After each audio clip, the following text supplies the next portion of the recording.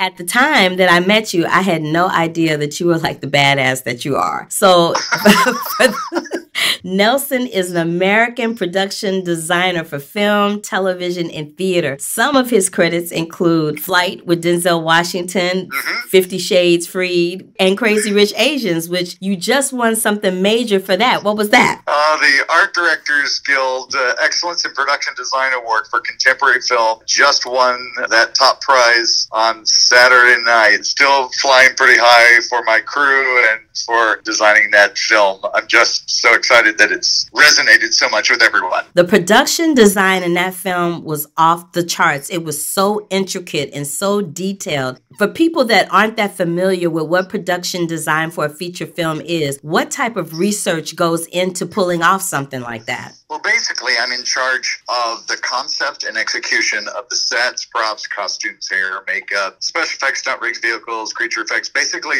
all the visual aspects of telling the story. Doing something like Crazy Rich Asians, you're having to figure out not only how to tell the story, but also how to actually be able to afford it and to accomplish it with a film crew. We had to scout for locations. Everyone thinks, oh, the movie takes place in Singapore. You shot the whole movie in Singapore. Singapore is really expensive, and it's expensive to house crew and cast, and it's challenging to get permits for streets and things. Actually scouted surrounding countries and ended up filming the majority of the movie in Kuala Lumpur, Malaysia, a town called Penang in northern Malaysia, and out on an island called Langkawi. And we only actually filmed 10 days in Singapore out of a 43-day schedule. So when you watch the movie, you see family ancestral home, which is a big deal. And it's actually not one house. It's actually 6 different things that we put. The interior was a dilapidated old mansion from the 1880s that when I found it, it had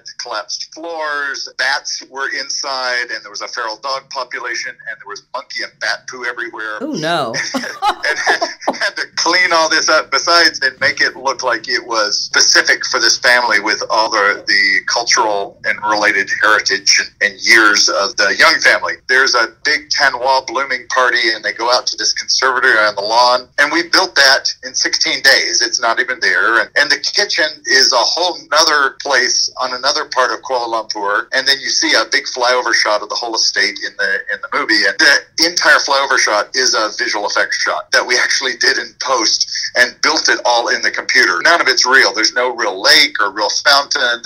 Oh, wow, really? It's literally to make you feel like, oh my gosh, this is a huge estate. That's all part of how you go about looking at something. And even on top of just making the sets, in the book, it talks about the family and how many years they lived in Singapore and all this. There's a particular style of design called Peranakan that is a historic for that part of the world. It's not Chinese and it's not particularly Malaysian, but it's kind of this mix of the people that settled on that peninsula and has particular tile and particular fabrics and even original furniture and things. And I'd seen, like in the Musée d'Orsay and Paris, you see some furniture pieces that I've seen for years where you have mother of pearl inlaid in this really dark wood, ornate stuff. And I'd seen the word Peranakan, but I really didn't understand it until I got to this peninsula. I talked to the director and said, you know, the Amma, the grandmother, she would have been Peranakan heritage, and her house should have all of those cultural clues with the particular food and the particular fabrics and the things and the flower designs and all this. That becomes part of the visual style of the movie, and you try to transport audiences to a place they've never been before to see things that are very culturally specific and yet also tell the story. Speaking of culturally specific, flip forward to what you're working on now, which is In the Heights, and that was a Broadway show. So how do you take something like In the Heights, which already had a set design, for the Broadway production, and elevate that for the screen? You want to be really familiar with the original source material so that fans will see those touch points that they love from the show or the original book or something like that. But you're also then creating environments for a film. How does the process start with you being attached to a film? Do you meet with the directors? Do you meet with the producers? Do you have to do a proposal? Are there sketches involved? Well, it happens so differently with every different project. In the case of In the Heights, I saw Lynn perform on Broadway 10 years ago. I was so blown away. It was the first month of the show being on Broadway. I'm so blown away. I was like, oh, I have to do this when it becomes a movie. Well, that doesn't mean anything.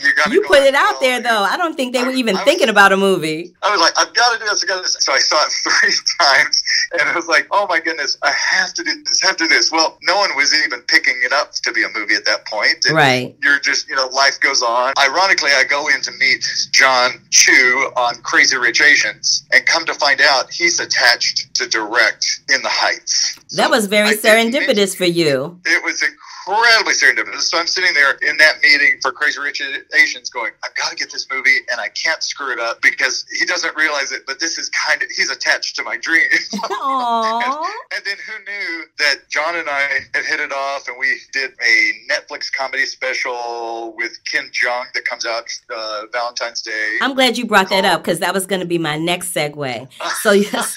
So you've done these feature films. You've done a feature film based on a Broadway, or you're about to do a feature film based on a Broadway musical. How do you go about doing a TV special for a comedian? Because that's literally just like one thing, right? It's just so different. You're sitting there going, okay, what is going to resonate for him, and what does he want to do? And ultimately, there have been a lot of comedy specials on Netflix, and it's like people in a theater and just some sort of draping or lighting or something. And Ken wanted to do something very specific with his subject matter. He wanted to have it in the Ice House in Pasadena, where he actually took his wife on their very first date, which is pretty ballsy of him, because when he took her there on his first date, he was actually performing as well. Oh, he was confident. He was confident like a mug. He's like, oh, this is going to go good. I'm going to take her. There's the Ice House. For people that don't know what the Ice House is, that are listening in some other state or city, the Ice House is a comedy place that's it's in Pasadena, right? Correct. It's in Pasadena, California. It's really small, too. But a lot of comedians come through there. All sorts of people have been there. He wanted to do the comedy special there. So we wanted to do a big zhuzh on the Ice House and kind of do a big update, but still make it feel relevant to his story, which is about his life in comedy from that moment that he met his wife. His wife's name is Tran Ho. She's a doctor. And so his comedy special is called Ken Jeong's You Complete Me Ho. So that'll be out on Valentine's Day. So that's kind of great. That is hilarious. And whatever the source material, as a production designer, my job is to add levels to it, make it achievable for filming and in the time frame and in the budget, to really try to capture a spirit of whatever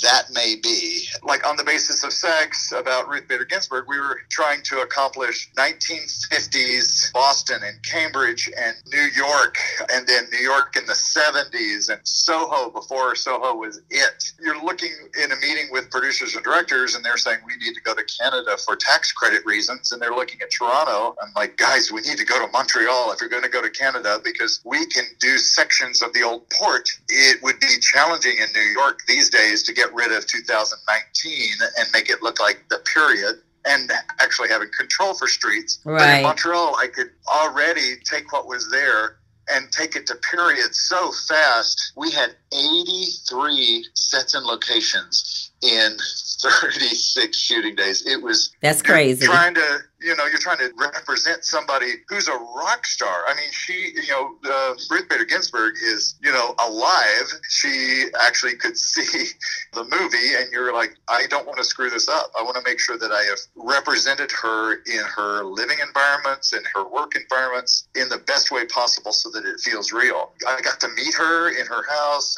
and talk about her style and things, and found out clues when I met her that weren't even in the script or anything that I knew about, like that she had a piano in her house and that she'd been playing and her kids had played. And so things like that show up, personal pictures and things that we recreated. So you really feel like you're there back in the period, What was the thing that made you go, this is what I have to do for a living? I don't know the moment that it basically clicked that I have to do this the rest of my life. But I was doing the very first feature film I was on. I was the assistant art director, and it's called Problem Child. And they ended up making a change with the production designer and art director. And I finished the movie, and then I designed all the reshoots. And then the people that worked on that movie in management said, you got to move to LA.